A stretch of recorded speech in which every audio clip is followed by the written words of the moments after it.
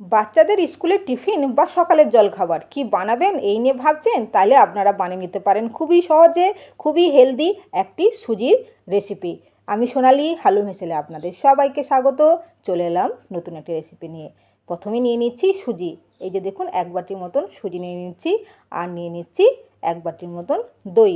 খুবই কম সময়ে মাত্র 5 থেকে 7 মিনিটের মধ্যে এটা তাড়াতাড়ি তৈরি হয়ে যায়। তারপর একটা বল নিয়ে এখানে আমি সুজিটা অ্যাড করব, আর সঙ্গে আমি অ্যাড করব দইটা। দই আর সুজিটা ভালো করে মিক্সড করে নেব। এটাকে ভালো করে মিক্সড করে নিলাম। আপনারা চাইলে সুজি দইয়ের পরিমাণটা বাড়াতে পারেন। আমি 1 বাটি মতন নিলাম। ভালো করে মিক্সড করে নিচ্ছি। মিক্সড করে এটাকে আমি 2 মিনিটের মতন ঢেকে রেখে দেবো, যাতে দই সুজিটা ভালো করে অ্যাডজাস্ট হয়ে যায়। সুন্দরভাবে মিক্সড করে রেখে দিলাম। দেখুন গাঢ় একটা থিক একটা পরিমাণ হয়েছে।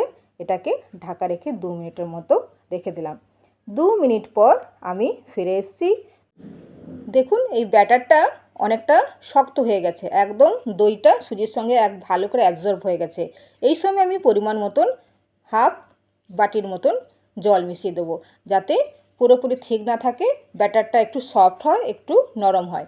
তো এর সঙ্গে আমি কিছু পরিমাণ সবজি অ্যাড করব, যেটাই খুব সহজে আপনাদের বাড়িতেই পাওয়া যাবে।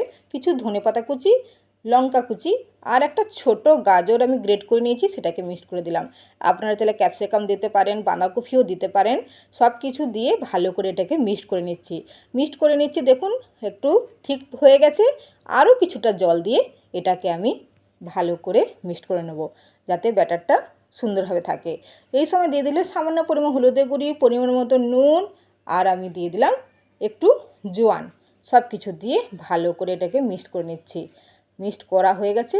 জল দিয়ে একটু ভালো করে নেড়ে চেড়ে এটাকে আমি এক সাইডে রেখে দিলাম। অন্য জায়গায় গ্যাসে আমি বসিয়ে দিয়েছি তাওয়াটা গরম হয়ে গেছে। দেখুন সুন্দরভাবে তাওয়াটা গরম হয়ে গেছে। সামান্য পরিমাণে তেল দিয়ে এটাকে ভালো করে তাওয়াতে লাগিয়ে নেব।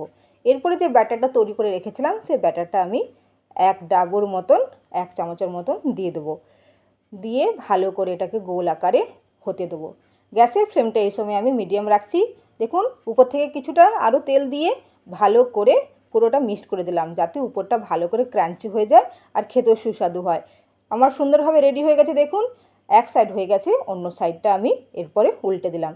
দেখুন কত সুন্দর কালার এসছে, দেখতেও কত সুন্দর লাগছে। তো সুন্দরভাবে রেডি হয়েছে, একে একে সব তুলে নিচ্ছি। আর দেখুন আমার সুন্দরভাবে সুজির একটা চিলা বলতে পারেন, এটা খুব সুন্দরভাবে রেডি হয়ে গেছে। খেতেও দুর্দান্ত, আর এত সফট, দেখুন খুবই সফট হয়ে গেছে। বাচ্চাদের তো ভালো লাগবেই, বড়োদেরও খুবই ভালো লাগবে।